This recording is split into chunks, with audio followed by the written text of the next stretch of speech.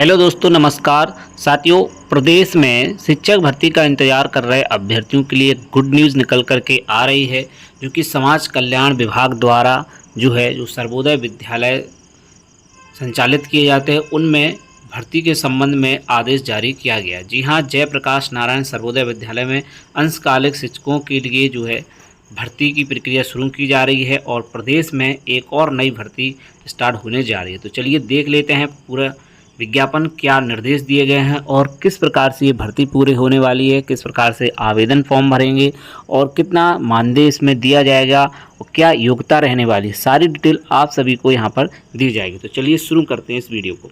तो यहाँ पर आप देखें, ये विज्ञापन जारी किया गया है निदेशक समाज कल्याण उत्तर प्रदेश द्वारा। समस्त मंडलीय संयुक्त उपनिदेशक समाज कल्याण उत्तर प्रदेश को ये लिखा गया है। विषय समाज कल्याण विभाग द्वारा संचालित जयप्रकाश नारायण सर्वोदय विद्यालयों में अंशकालिक शिक्षकों के रिक्त पदों को भरे जाने समय, तो ये भर्ती अंशकालिक है। ठीक है, अब आगे देखें। उपयुक्त विषयक निदेशालय के पत्रांक द्वारा जयप्रकाश नारायण सर्वोदय विद्यालय में अंशकालिक शिक्षकों के प्रति कालखंड मानदेय के आधार पर रखे जाने अनुरोध किया गया था। तत्क्रम में शासन के पत्र दिनांक 21/3/25 द्वारा जयप्रकाश नारायण सर्वोदय विद्यालय में अंशकालिक शिक्षकों को प्रति कालखंड में मानदेय के आधार पर रखे जाने संबंधी अनुमति प्रदान की गई।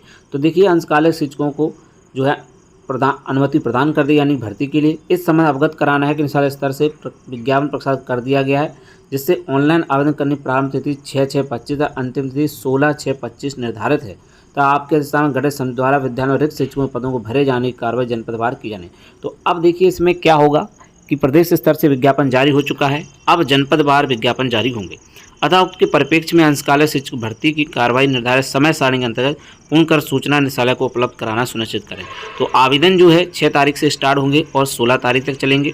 जनपदवार विज्ञापन जारी होंगे, तो इसकी भी अपडेट आप सभी को मिलती रहेगी। अब आगे देखते हैं किसके लिए क्या क्या योग्यता है। समाज कल्याण विभाग द्वारा संचालित जयप्रकाश नारायण सर्वोदय विद्यालय में शैक्षिक सत्र 25-26 अतिथि अंशकालिक शिक्षकों को इम्पेल्ड के संबंध दिशा निर्देश।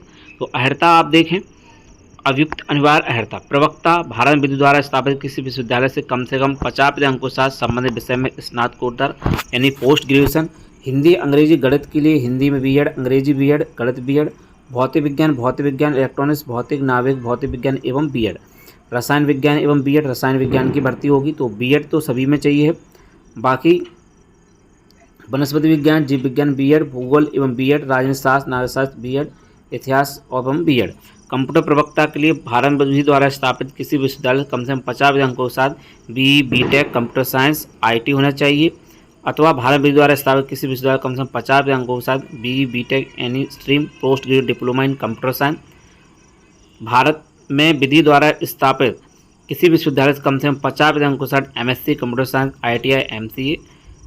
वहीं भारत में विधि द्वारा स्थापित किसी विषय कम से कम 50 अंकों के साथ BSc computer science, ITI, BCA किसी विषय से परास्नातक, अथवा भारत में विधि द्वारा स्थापित किसी विश्वविद्यालय कम से कम 50 अंकों के साथ पोस्ट ग्रेजुएशन होना चाहिए। आईटीओ किसी विषय से परास्नातक या फिर डोएक से बी लेवल और किसी विषय से कम 50 अंकों के साथ पोस्ट ग्रेजुएशन, अथवा डोएक द्वारा प्रदत्त सी लेवल प्रमाण पत्र और स्नातक की उपाधि, तब भी कंप्यूटर प्रवक्ता के लिए आप एलिजिबल होंगे। प्रवक्ता के लिए देखें, प्रत्येक विद्यालय में गणित, भौतिकी, रसायन, जीव विज्ञान, हिंदी, अंग्रेजी विषयों पर अंशकालिक शिक्षकों इम्पेनलमेंट किया जाएगा। तो देखिए, किन प्रत्येक विद्यालय में किसके गणित का, भौतिकी, रसायन विज्ञान, जीव विज्ञान, हिंदी और अंग्रेजी। वहीं मानवीय वर्ग में इतिहास, नागरिकशास्त्र अर्थशास्त्र, भूगोल विषयों में केवल 3 विषयों के शिक्षकों को इम्पेलमेंट किया जाएगा। तो ये 3 शिक्षक रखे जाएंगे। वहीं अंशकालिक अति सहायक अध्यापक एलटी ग्रेड की शैक्षिक अहर्ता देख लें आप। सहायक अध्यापक एलटी ग्रेड में किसी विश्वविद्यालय से 50 अंकों के साथ संबंधित विषय में स्नातक होना चाहिए, यानी ग्रेजुएट होना चाहिए, और शिक्षा साथ बीएड की डिग्री होनी चाहिए, और जूनियर की टीईटी होना चाहिए या फिर सीटेट होना चाहिए। अंग्रेजी और हिंदी में शिक्षण में 10 होना चाहिए। तो ये सहायक अध्यापक एलटी ग्रेड के लिए बीएड अनिवार्य है, और साथ ही साथ जूनियर की टीईटी होनी चाहिए, चाहे वो सीटेट हो या फिर यूपी वाला टीईटी हो। वहीं अंग्रेजी, हिंदी, गणित, अंग्रेजी के लिए आप देखें तो हिंदी के लिए तीनों विषयों में हिंदी एक विषय के रूप में होना चाहिए, डिग्री पाठ्यक्रम के सभी 3 विषयों में। वहीं डिग्री पाठ्यक्रम के सभी 3 वर्षों में अंग्रेजी एक विषय के रूप में होना चाहिए। गणित में भौतिकी के साथ गणित में स्नातक डिग्री और निम्नलिखित विषयों किसी कोई एक रसायन विज्ञान, इलेक्ट्रॉनिक, कंप्यूटर विज्ञान, सांख्यिकी। ऐसे विद्यालय मामले जो स्नातक के अंतिम वर्ष में ऊपर उल्लिखित 6 में से केवल 2 विषयों के लिए प्रदान करते हैं। उम्मीदवार परीक्षा के अंतिम वर्ष में गणित और भौतिकी अध्ययन करना चाहिए। स्नातक के पहले और दूसरे वर्ष में 3 विषयों अर्थात गणित, भौतिकी, रसायन विज्ञान, इलेक्ट्रॉनिक्स, कंप्यूटर विज्ञान, सांख्यिकी का अध्ययन करना चाहिए। जिन अभ्यर्थियों ने बीएससी डिग्री गणित विषय ऑनर्स के साथ उत्तीर्ण किए केवल तभी पात्र माना जाए यदि उन्हें पाठ्यक्रम के पहले और दूसरे वर्ष में भौतिकी और रसायन, इलेक्ट्रॉनिक्स, कंप्यूटर विज्ञान, सांख्यिकी के अध्ययन किया हो। बीएससी ऑनर्स भौतिकी, रसायन विज्ञान उम्मीदवार टीजीटी गणित पद के लिए पात्र नहीं है। तो देखिए यहाँ पर बताया गया है कि बीएससी ऑनर्स भौतिकी या रसायन विज्ञान उम्मीदवार टीजीटी गणित पद के लिए पात्र नहीं होंगे। वहीं विज्ञान के लिए वनस्पति विज्ञान, जंतु विज्ञान और रसायन विज्ञान। तो पहला, दूसरा, तीसरा पॉइंट देखें। उम्मीदवार को स्नातक स्तरीय पढ़ाई सभी 3 वर्षों दौरान वनस्पति विज्ञान, जंतु विज्ञान, रसायन विज्ञान अध्ययन करना चाहिए तीनों वर्षों में। उम्मीदवार ऐसे विश्वविद्यालय मामले जो स्नातक अंतिम वर्ष में केवल 2 विषयों की व्यवस्था करते हैं उम्मीदवार को परीक्षा अंतिम वर्ष में वनस्पति विज्ञान, जंतु विज्ञान, रसायन में से 2 विषयों में से किसी एक का अध्ययन करना चाहिए। तो ये 3 में से 2 होना चाहिए। सभी 3 विषयों अर्थात वनस्पति, जंतु और रसायन का स्नातक प्रथम और द्वितीय वर्ष में भी अध्ययन करना चाहिए। ऑनर डिग्री मामले में उम्मीदवार ने पाठ्यक्रम पहले दूसरे वर्ष में उपयुक्त 3 विषयों किसी 2 विषयों को उल्लेख किया तो 2 विषय होना अनिवार्य है।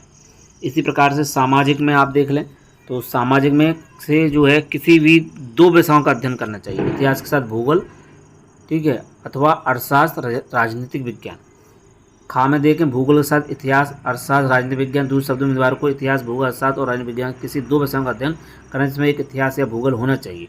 तो देखिए ये कोई भी 2 विषय चल जाएंगे आपके, इतिहास, भूगोल, अर्थशास्त्र, राजनीतिक विज्ञान में से किसी 2 विषय, या तो आपका इतिहास के साथ राजनीति, या फिर भूगोल के साथ इतिहास, भूगोल के साथ अर्थशास्त्र या भूगोल के साथ राजनीति, इस प्रकार से होना चाहिए। लेकिन अब इसमें देखें इसमें एक इतिहास या भूगोल होना चाहिए तो इतिहास के साथ कम्बिनेशन आप अर्थशास्त्र का बना लें, या फिर भूगोल का के साथ बना लें, या भूगोल का आप राजनीतिक विज्ञान के साथ बनाएं, या इतिहास के साथ राजनीतिक विज्ञान का बनाएं। तो इस प्रकार से कम्बिनेशन चलेगा, लेकिन इतिहास और भूगोल होना चाहिए, उनमें से एक जरूर होना चाहिए। उपरोक्त इतिहास, भूगोल, रसायन तीनों विषय का अध्ययन किया जाना चाहिए। इतिहास में ऑनर डिग्री मामले में पहले और दूसरे वर्ष में भूगोल, अर्थशास्त्र, राजनीतिक विज्ञान अध्ययन करना चाहिए। इसी प्रकार भूगोल में ऑनर डिग्री मामले में पहले और दूसरे वर्ष में इतिहास, अर्थशास्त्र, राजनीतिक विज्ञान का अध्ययन करना चाहिए। अर्थशास्त्र या राजनीतिक विज्ञान में बीए ऑनर्स वाले उम्मीदवार टीजीटी पद के लिए पात्र नहीं है, या राजनीतिक विज्ञान में बीए ऑनर्स वाले, अर्थशास्त्र या राजनीतिक विज्ञान में बीए ऑनर्स वाले उम्मीदवार टीजीटी के लिए पात्र नहीं है। तो इस चीज़ का आप ध्यान रखें। सहायक अध्यापक एल टी ग्रेड पद हेतु प्रत्येक विद्यालय विज्ञान, गणित, अंग्रेजी, हिंदी, सामाजिक विज्ञान, व्यायाम शिक्षकों इम्प्लीमेंट अवश्य किया जाए। व्यायाम शिक्षक के लिए मान्यता प्राप्त विश्वविद्यालय तथा संस्थान शारीरिक शिक्षा में डिग्री बीपीएड अथवा डिप्लोमा डीपीएड होना चाहिए। आयु 21 वर्ष से 60 वर्ष। सेवानिवृत्त प्रवक्ताओं सहायक अध्यापकों को 68 वर्ष से अधिक होनी चाहिए। चयन प्रक्रिया, सेवा अध्यापक जो राज्य सरकारी विद्यालय, केंद्रीय विद्यालय, नवोदय विद्यालय में यूपी बोर्ड, सीबीएसई बोर्ड में अध्यापन कार्य किए हों उनसे संबंधित विषय के लिए अति प्रवक्ता सहायक अध्यापक रूप में रखा जा सकता है। ऐसे रखे जाने वाले अध्यापक साहित्य मानसिक रूप से अध्ययन कार्य करने में सक्षम हो तो आवासीय विद्यालय में कार्य करने हेतु इच्छुक हो वरीयता प्रदान की जाएगी। तो इन लोगों को वरीयता दी जाएगी। वहीं संबंधित अति प्रवक्ता सहायक अध्यापक को आवश्यकता अनुसार निर्धारित समावधि के लिए रखा जाएगा। अतिथि प्रवक्ता सहायक अध्यापक का इम्प्लीमेंट कार्यात्मक आवश्यकता के आधार पर किया जाएगा। प्रवक्ताओं सहायक अध्यापक विषयवार पैनल हेतु साक्षात्कार के माध्यम से चयन किया जाएगा। अति प्रवक्ताओं सहायक अध्यापक के अनुसार चयन प्रक्रिया अपनाई जाएगी। राज्य स्तर पर 2 महत्वपूर्ण बहु प्रचारित समाचार पत्रों इसके लिए विज्ञापन दिया जाए। प्रत्येक विद्यालय को अति प्रवक्ताओं सहायक अध्यापकों के चयन में आवेदन जनपद में स्थित विद्यालय में वरीयता क्रम में अपना विकल्प दिया जाना होगा जिन विद्यालयों में कार्य करने के इच्छुक हों। अतिथि प्रवक्ता सहायक अध्यापक पैनल चयन हेतु प्रत्येक जनपद में अलग अलग साक्षात्कार हेतु सम्मिलित होना होगा। अतिथि प्रवक्ताओं सहायक अध्यापकों के माध्यम से चयन हेतु समिति रहेगी। तो समिति में देख लें आप, इस प्रकार से ये बनाई जाएगी। संबंधित मंडल के उपनिदेशक, जिला समाज कल्याण अधिकारी, प्रधानाचार्य, जयप्रकाश नारायण सर्वोदय विद्यालय, राजकीय आश्रम पद्धति, पूर्व नाम इनका है राजकीय आश्रम पद्धति, यानी कि जो राजकीय एटीएस विद्यालय है ना, ये राजकीय आश्रम पद्धति आवासीय वाले, ये उन्हीं विद्यालयों में भर्ती होनी है। संबंधित विषय के विषय विशेषज्ञ सदस्य। तो इस प्रकार से चयन प्रक्रिया को भी आप देख सकते हैं। अतिथि प्रवक्ता सहायक अध्यापक पदों हेतु प्राप्त आवेदन पत्र, इसमें अभ्यर्थी शैक्षिक योग्यता, स्नातकोत्तर, स्नातक, इंटरमीडिएट परीक्षा प्राप्त अंकों का उल्लेख होगा। अतिथि अंशकाल से चयन हेतु 70% अंक शैक्षणिक, 10% अनुभव, 20% साक्षर हेतु अंक निर्धारित किए जाएंगे। प्रवक्ता तथा सहायक अध्यापक एल टी ग्रेड पद हेतु आधार पर अंक दिए जाने निम्नवर विवरण रहेगा। प्रवक्ता पीजीटी और एलटी ग्रेड के लिए कक्षा 12 10%, स्नातक 20%, स्नातकोत्तर 30, बीएड डिप्लोमा 10, अनुभव 10, योग 80, साक्षर 20 यानी कि 100। तो इस प्रकार से सहायक अध्यापक का देखें तो कक्षा 12th में 20, स्नातक का 30, स्नातकोत्तर का 10 और बीएड डिप्लोमा 10%, अनुभव 10, योग 80 और 20 का साझा 100। उपरोक्त अनुसार अत्यमंग 80 अंक स्नातक इंटरमीडिएट या बीएड अनुभव आधार पर किसी अभ्यर्थी प्राप्त हो सकेंगे। आवासीय विद्यालय अनुभव रखने वाले को 2 अंक तथा अनावासीय अभ्यर्थियों को 1 अंक प्रतिवर्ष के आधार पर दिया जाएगा। पद विषयवार अभ्यर्थियों को प्राप्त आधार मेरिट सूची बनाई जाएगी। समान अंक होने स्थिति में अधिक आयु वाले प्राथमिकता दी जाएगी। अनुभव हेतु अधिकतम 10 अंक अनुबंध होंगे। इसी मेरिट सूची से विषयवार पदों के सापेक्ष 3 गुनी संख्या अभ्यर्थियों साक्षात्कार के लिए बुलाया जाएगा। अति शिक्षकों को निर्गत कार्यादेश में स्पष्ट रूप से उल्लिखित कर दिया जाएगा कि भविष्य में अपने कार्य और कार्य का आधार पर निर्धारित प्रति कालखंड मानदेय धनराशि तक कोई अन्य सुविधा की मांग नहीं करेंगे। सेवा कभी समाप्त किया जाए इसके लिए किसी प्रकार की क्षतिपूर्ति अनुबंध नहीं होगी। यदि अति कर्मियों की सेवा अनुपयुक्त पाई जाती है तो उन्हें 15 दिन पूर्व स्वीकृत इस कार्य से हटाया जा सकेगा। बालिका विद्यालय केवल महिला शिक्षकों का इम्प्लीमेंट किया जाएगा। अति प्रवक्ता सहायक अध्यापन कार्य घंटे नियमित प्रवक्ताओं सहायक अध्यापक के निर्धारित पीरियड के अनुसार होगा। अति प्रवक्ता सहायक अध्यापक नियमित प्रवक्ताओं सहायक द्वारा किए जा रहे समस्त शैक्षणिक शिक्षण कार्यकलापों पूर्ण सत्यापित करेंगे। यथा कक्षा संबंधी कार्य, कॉपी जांच, इन्विजिलेटर ड्यूटी, मूल्यांकन कार्य, ट्रेनिंग कार्य, खेलकूद संबंधी कार्य, छात्रों के व्यक्ति विकास हेतु कार्य, प्रधान द्वारा दिए गए कार्य। विद्यालय में आवासीय सुविधा उपलब्ध होने पर अति प्रवक्ता सहायक को निःशुल्क आवासीय सुविधा उपलब्ध कराई जाएगी। इम्प्लीमेंट केवल सचिव 25-26 हेतु मान्य होगा। मानदेय अति प्रवक्ता हेतु 320 प्रत्येक पीरियड तथा अति अध्यापक हेतु 300 प्रत्येक पीरियड का भुगतान मन होगा। वहीं अति प्रवक्ता सहायक अध्यापक एक दिवस में अधिकतम 5 पीरियड ही दिया जा सकता है। अधिकतम मानदेय निम्नानुसार होगा। प्रवक्ता को 35,000 और सहायक अध्यापक को 30,000।